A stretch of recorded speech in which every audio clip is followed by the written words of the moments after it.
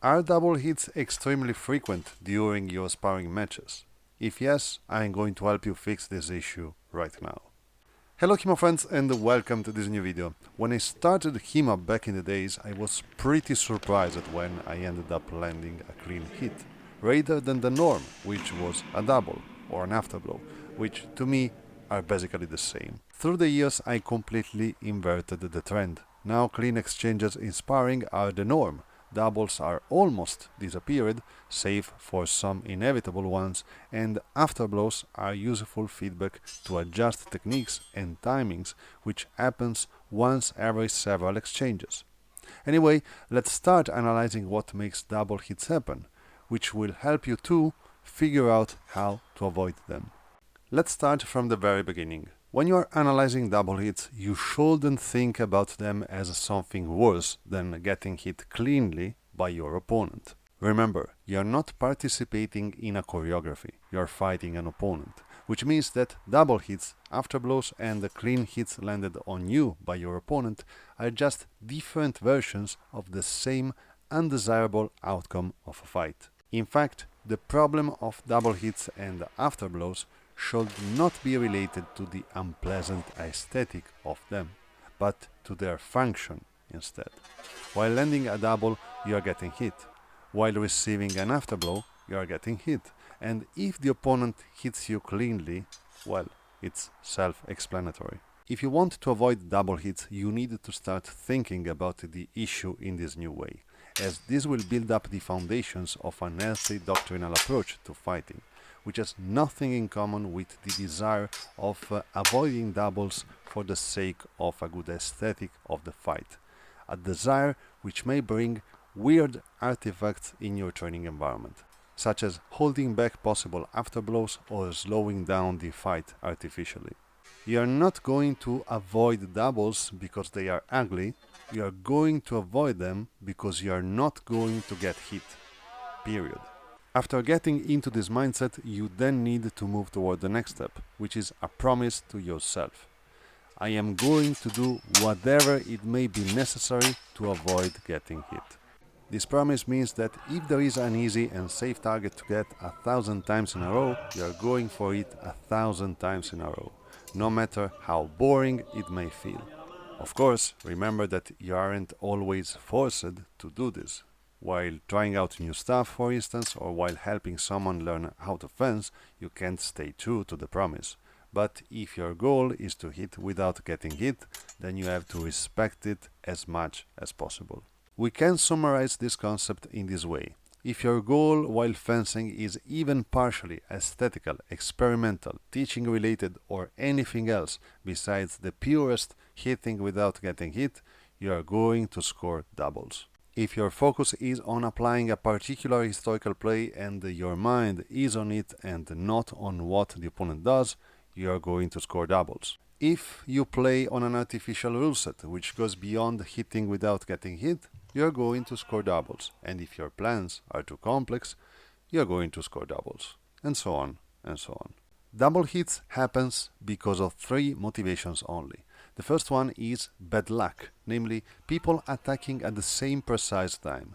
These are the only unavoidable ones, as speed plus speed puts our reflexes and brain in a situation which is generally impossible to modify on the run.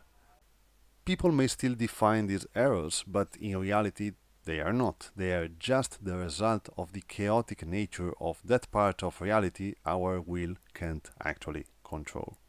The second is an error of one of the fencers. This happens when one of the fencers doesn't perceive the change of initiative during an exchange, be it by error or lack of experience. And the third one is a strategy.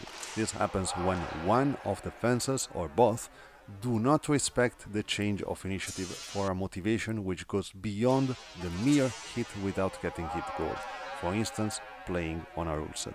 The first case is unavoidable, so we leave it alone. We can try to fix it by praying mass before a fight, but he rarely hears prayers, it seems.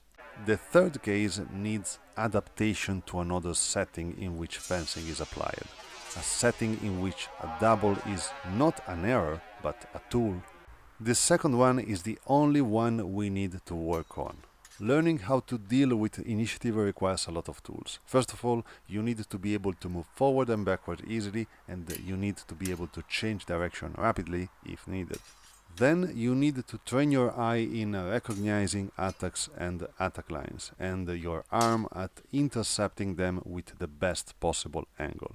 This is true while training both parry posts and counterattacks, while I would advise you to train the parry post first till it gets reasonably good, and only then enter into the realm of counterattacks, as counterattacks need a higher level of technical proficiency to be landed properly, which, if not present, creates as much doubles as the worst metagamer in a tournament setting. Organizing turn-based exercises which replicate specific conditions moves you a step forward. A parry post each fencer is the first step. Then there is 2 parries into a riposte with a remise after it. Then you can try out adding a feint instead of a real riposte after landing the 2 parries. Actual doability and imaginations are the only limit here, and varying the turn-based exercise makes the fencer adapt to new rhythms and conditions, while at the same time refining their ability to guess attack lines and parry placements. This, with time, leads the fencer to think a move in advance, and here you have to drive your soul toward the most virtuous approach while applying this new ability. While thinking a move in advance, you do not only have to guess the best way to overcome the opponent's defense, but you need to discard the option who do not make you able to parry, oppose or void after the execution of your successful plan, as this is the way of hitting without getting hit, and you are pursuing its ideals.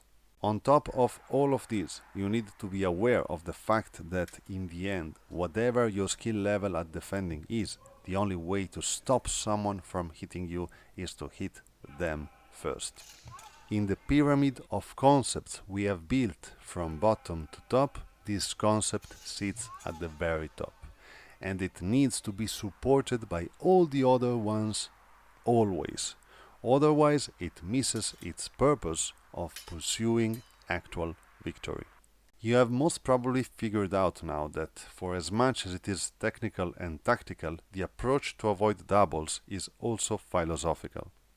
It is based on a disciplined desire to achieve victory through the principle of hitting without getting hit, which leads to learning and respecting initiative, which means learning techniques, footwork, body languages and tactics, which implies to not rush for complex things at first, and to approach a gradual and a sustainable skill growth with consistency, which means do not being influenced by other desires, such as aesthetic, uniqueness, and avoiding boredom or anything else. The more you will strictly adhere to these principles, the more your focus while fencing will be on the opponent.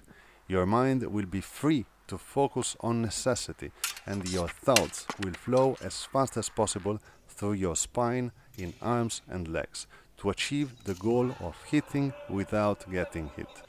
But remember, bad luck is behind the corner, and friends and students may require other fencing approaches from time to time. Do not be a zealot in pursuing these when it isn't needed, but be ready to do it when necessity arises. Accept errors while growing and strive to fix them, and with enough efforts you will succeed. Very good people, I hope you will find this video useful in some ways. Thanks for watching as always. Remember to check my Patreon, link in the description if you want to make me able to keep publishing here on the platform. And if you want, of course, to watch more of my contents.